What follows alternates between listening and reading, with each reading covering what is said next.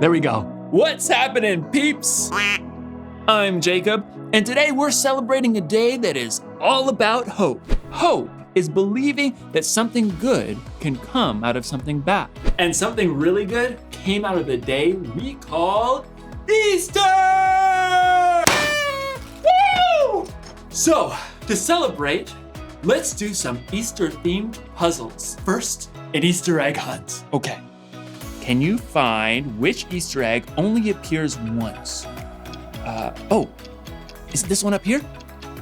No, that one has a twin. Oh, what about that one, right in the middle? Not quite. Oh, which one was it? Obviously. Try this one. It's a word problem. Javier has 127 jelly beans. Teresa has 323 jelly beans. If Javier and Teresa share their candy, how many jelly beans will they have altogether? Okay, this is a math problem. Let's see. 127, 323, so that's 7 plus 3, that's 10, 0, carry the 1. That's 2 and 2, and then carry the 1, so that's 5, so that's 5, 0. We have 5, 0, and then we have 3 and 1. So we did 1, 2, plus 1, where are we? 450. Yes! How many of you got 450? Nice job. Time for the next question. If Javier and Teresa eat all those jelly beans, how sick will they be? I'm just kidding. Eat candy responsibly, peeps. Time for the last puzzle. Scramble word. Okay, these letters spell something. Let's find out what. Okay, there it is. And then another P. Got it. Therapy apes. Psychologist monkeys. I'm not sure that's a thing. Let's try this. We have an H, E, and a Y. Ooh, and then, I know. Hey, rest, Papa. Had a long day. Dad, take a load off. No, that's not it. Oh, it's Easter. Obviously. Aha! And because it's Easter, aha! Try peeps. Oh, you scrambled words, don't mind if I do. Today's story is the most epic true story of hope that you'll ever hear, and I hope you enjoy it. I'll see you in a few. Good, wait right there. The Bible. It's 66 books of history, stories, letters, and poetry that fit together to form God's one big story. The epic adventure of how He created us and loves us so much that He made a way to rescue us. As we travel through the Bible, from Genesis to Revelation, we discover people who met God and found their lives changed forever. Now, for an amazing story, inspired by the book of John. Chapters 18 through 20. In the days before electricity, people were used to living in darkness much of the time. But no one had ever known darkness like the deep dark that descended during Passover week nearly 2,000 years ago. Jesus had arrived in Jerusalem to shouts and cheers. Hosanna! Hey, blessed is the King! Hosanna! But the religious leaders had been plotting a way to get rid of Jesus, and they had found the perfect way to get to him through one of his closest followers, Judas. What will you give me if I hand Jesus over to you? For 30 pieces of silver, Judas promised to betray Jesus, the light of the world. Darkness was coming, but Jesus wasn't surprised. After a special Passover meal with his friends, he told them, "In a little while, you will no longer see me. Then after a little while, you will see me." Jesus led his friends across the Kidron Valley to a garden called Gethsemane. This very night, you will all turn away because of me. Peter hurried to step right up beside Jesus. All the others may turn away because of you, but I never will. In the garden, Jesus pleaded with God in prayer. My Father, is it possible for this cup to be taken away? But if I must drink it, may what you want be done. His friends couldn't stay awake long enough to pray with Jesus. But soon, the dim silence of the garden was broken. The mob of soldiers and officials streamed into the garden, carrying flaming torches. Judas marched right up at the front and led them straight to Jesus. Who do you want? Jesus of Nazareth! I am he. At first, everyone fell back, but then they surged forward to grab Jesus. Peter tried to defend him with the sword, but Jesus stopped him. Put your sword away. Shouldn't I drink the cup of suffering the Father has given me? Jesus was tied up and taken to the high priest for questioning. Panicked, his friends fled into the darkness, except for Peter and John, who followed at a distance. Peter waited outside in the courtyard, while John slipped inside. You aren't one of Jesus' disciples, are you? Peter, afraid for his life, froze. I am not. Inside, Jesus was put on trial and lied about by fake witnesses. Tell us if you are the Messiah, the Son of God. You have said so. From now on, you will see the Son of Man sitting at the right hand of the Mighty One. He has spoken an evil thing against God. Outside, others asked Peter if he was a friend of Jesus. Twice more, he said. I am not. Jesus' own friends had abandoned him. Even as bleak morning light grew, darkness continued to gather. Because the Jewish leaders couldn't sentence anyone to die, they sent Jesus to the Roman governor, Pilate. What charges are you bringing against this man? He has committed crimes! Pilate questioned Jesus himself. Are you the king of the Jews? My kingdom is not from this world. I was born and came into the world to be a witness to the truth. Everyone who is on the side of truth listens to me. Pilate returned to the crowd. I find no basis for any charge against him. Pilate was afraid of the Jewish leaders who could get him in trouble with the Emperor Caesar. So he gave in, and Jesus was beaten.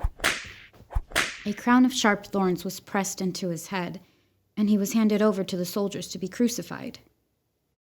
You! Carry this! Jesus was forced to drag the heavy beams of his own wooden cross through the streets of Jerusalem to a barren hill outside the city walls, Golgotha. Jesus' arms and legs were nailed to the rough cross using heavy spikes. Then, the cross was raised up to stand between two other crosses holding thieves. Even though it was the brightest part of the day, darkness began to close in. Must be a storm coming in. Jesus' mother, along with a few of his followers, looked on, their hearts breaking. Around mid-afternoon, Jesus cried out, My God! My God! Why have you deserted me? It is finished. Then, Jesus bowed his head and died. The earth shook. Rocks split open. The darkness of despair settled into the hearts of Jesus' friends. His body was taken to a nearby garden and placed in an empty tomb. A heavy stone was rolled in the way to block the entrance. Soldiers were even sent to stand guard during the long, dark night. But even in the deepest darkness his world had ever known, God was still at work. Early on Sunday, even before the sun rose, Jesus' friend Mary Magdalene crept to the entrance of the tomb. But when she got to the entrance, the heavy stone had been rolled away. It's empty. Confused, Mary raced to find Peter and John. They too saw the empty tomb and returned home, still trying to understand. Mary stayed behind in the slowly growing light. Tears filled her eyes as she bent into the tomb to see once again. Oh! Two bright angels dressed in white sat where Jesus' body had been laid. Mary turned back to the garden, her breath catching in her throat. The rising sun nearly blinded her, but she could see a man standing there. Woman, why are you crying? Who are you looking for? At first, Mary thought this must be a gardener, but then he spoke again. Mary, Teacher! It was Jesus, alive! Mary threw herself at his feet. As the light grew around them, Jesus told her, Do not hold on to me. Instead, go to those who believe in me. Tell them, I am ascending to my Father and your Father, to my God and your God. Mary raced to find the others. I have seen the Lord! Through Jesus, God had defeated death forever. We can hope because in the end, darkness will never win.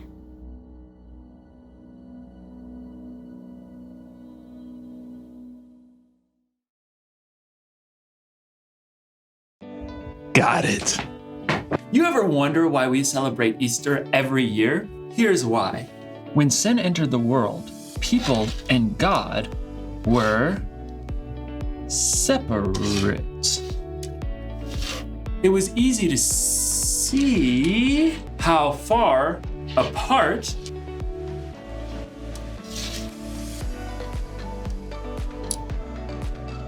we were. People tried to make it up to God, but the price was too steep.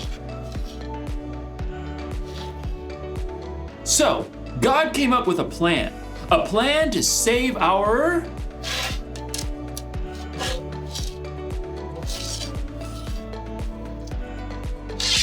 hearts, a plan to save the whole earth. God's plan was to send Jesus, his one and only Son. Jesus died to erase all of our sins from the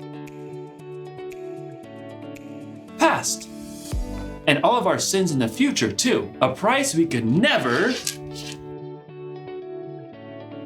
repay. Jesus died because of his great love for us.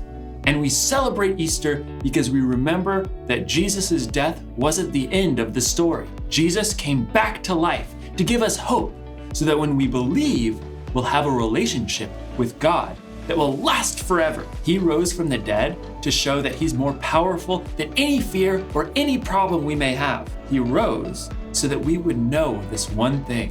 Whatever happens, remember Jesus is alive. So, no matter what's puzzling you, you can be sure that Jesus is with you. He loves you, and he is still very much alive. Happy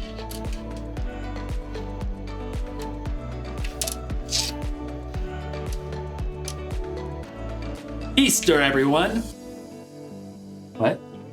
Oh, or eaters, I guess. Happy eaters. Let me just,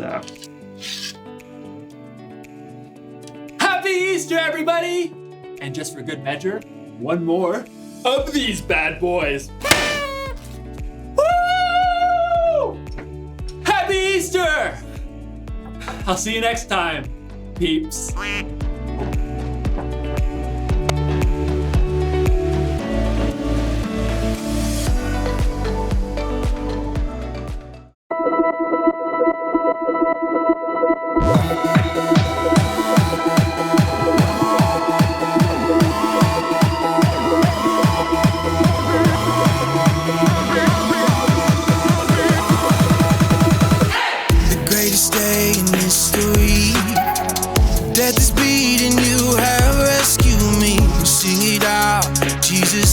Alive. The empty cross, the empty grave, life eternal, you have won the day. Shout it out, Jesus is alive. He's alive. Oh, happy day, you wash my sin away. Oh, happy day, happy day.